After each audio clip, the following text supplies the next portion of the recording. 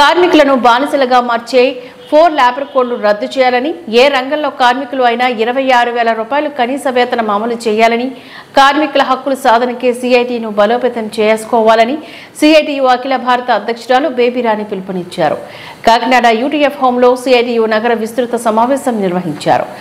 Palivela Veerababu, MK జ్యోతి, భారతీయులు అధ్యక్ష వర్గంగా వ్యవహరించిన ఈ సమావేశంలో బేబీరాణి ముఖ్య అతిథులుగా హాజరయ్యారు. ఈ సందర్భంగా ఆమె మాట్లాడుతూ కార్మిక హక్కుల విషయంలో కేంద్ర ప్రభుత్వం దుర్మార్గంగా వ్యవహరిస్తూ నిరంతరం కార్పొరేటర్లకు కొమ్ము కాస్తుందంటూ దుయ్యబట్టారు.